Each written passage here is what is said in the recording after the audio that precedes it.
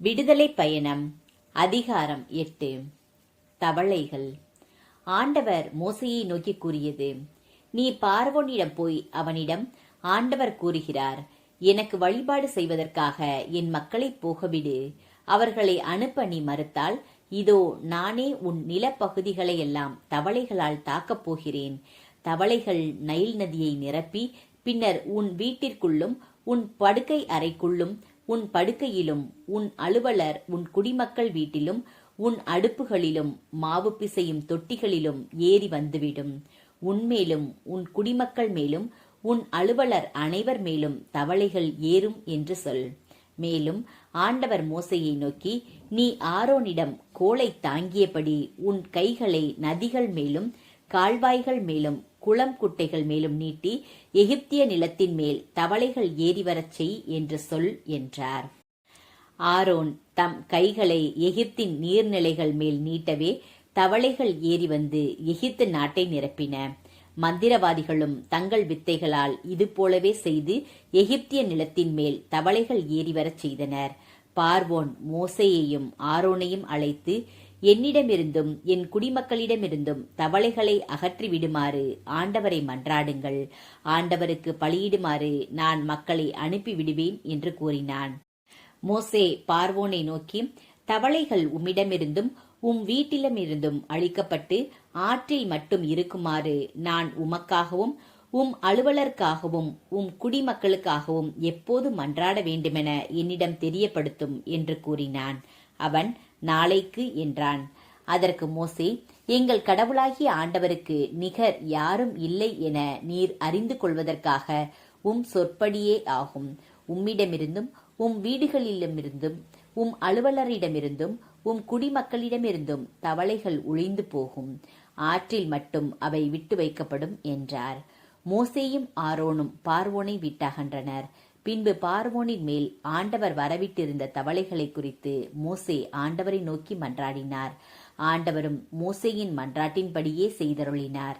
ஆக வீடுகள், முற்றங்கள், வயல்கள் ஆகியவற்றில் தவளைகள் மடிந்து போயின. அவற்றை குவியல் குவியலாக திரட்டினர். எனவே அந்நாடு நாற்றமெடுத்தது. தொல்லை ஓய்ந்தது என்று கண்ட பார்வோன் தன் மனதை கடினப்படுத்தி கொண்டான். ஆண்டவர் சொன்னபடியே அவன் அவர்களுக்கு செவிசாய்க்கவில்லை. கொசுக்கள். மீண்டும் ஆண்டவர் மோசேயை நோக்கி, நீ ஆரோனிடம் உன் கோலை நீட்டி நிலத்திலுள்ள புழுதியை அடி, அது எகிப்திய நாடெங்கும் கொசுக்களாக மாறும் என்று சொல் என்றார். அவ்வாறே அவர்களும் செய்தனர். கோல் ஏந்திய தம் கையை நீட்டி ஆரோன் நிலத்தின் புழுதியை அடிக்க மனிதர் மேலும் விலங்குகள் மேலும் கொசுக்கள் தோன்றின. எகிப்து நாடெங்கும் நிலத்திலுள்ள புழுதிகளையெல்லாம் கொசுக்களாக மாறிற்று. கொசுக்கள் தோன்றுவதற்காக மந்திரவாதிகளும் தங்கள் வித்தைகளால் அதுபோலவே செய்ய முயன்றனர்.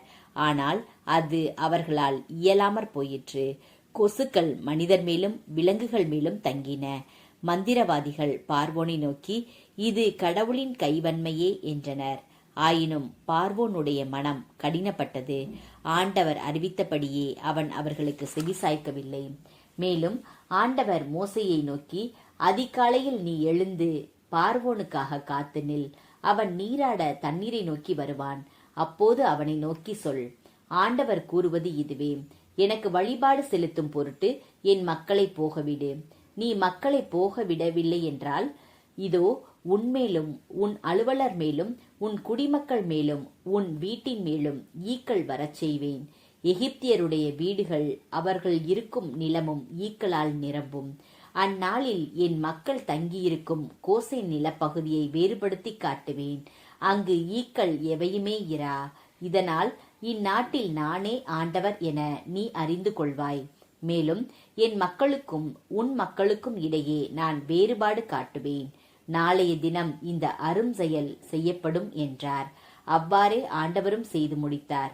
ஈக்கள் பார்வோன் வீட்டிலும் அவனுடைய அலுவலர் வீட்டிலும் எகிப்திய நாடெங்கும் திரளாய் பெருகின.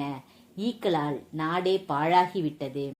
பார்வோன் மோசேயையும் ஆரோனையும் வரவழைத்து, போங்கள், ஆனால் இந்நாட்டிலேயே உங்கள் கடவுளுக்கு பலியிடுங்கள் என்றான். அதற்கு மோசே, அது முறையல்ல. அவ்வாறு செய்தால் எகிப்தியருக்கு அருவருப்பானதை எங்கள் கடவுளாகிய ஆண்டவருக்கு நாங்கள் பலியிடுவதாகும். எகிப்தியருக்கு அருவருப்பானதை அவர்கள் கண்முன் நாங்கள் அப்படி பலியிட்டால் அவர்கள் எங்களை கல்லால் எறியாமல் விடுவார்களா? பாலை நிலத்தில் நாங்கள் 3 நாள்கள் வழி நடந்து எங்கள் கடவுளாகிய ஆண்டவருக்கு அவர் எங்களுக்கு சொல்வது போல் பலியிடுவோம் என்றார். அப்போது பார்வோன், உங்கள் கடவுளாகிய ஆண்டவருக்கு நீங்கள் பாலை நிலத்தில் பலியிட நான் உங்களை போக விடுவேன். ஆனால் வெகு தூரம் சென்று விடாதீர்கள். மேலும் எனக்காகவும் மன்றாடுங்கள் என்றுரைத்தான். மோசே மறுமொழியாக, நான் உம்மிடமிருந்து போய் பார்வோனிடமிருந்தும் அவன் அலுவலரிடமிருந்தும் அவன் குடிமக்களிடமிருந்தும் நாளை தினமே ஈக்கள் அகன்றுவிட வேண்டும் என ஆண்டவரை நோக்கி மன்றாடுவேன். ஆனால் ஆண்டவருக்கு பலியிடுமாறு மக்களை அனுப்பாமல் பார்வோன் இவ்வாறு தொடர்ந்து ஏமாற்ற வேண்டாம் என்று கூறினார். மோசே பார்வோனை விட்டு அகன்றார். ஆண்டவரை நோக்கி மன்றாடினார். மோசேயின் மன்றாட்டுக்கிணங்க ஆண்டவரும் செயலாற்றினார். பார்வோனிடமிருந்தும் அவனுடைய அலுவலரிடமிருந்தும் அவனுடைய குடிமக்களிடமிருந்தும் ஈக்கள் அகன்று போயின. ஒன்று கூட எஞ்சி நிற்கவில்லை. இம்முறையும் பார்வோன் தன் மனதை கடினப்படுத்திக் கொண்டான். மக்களை அவன் போகவிடவில்லை.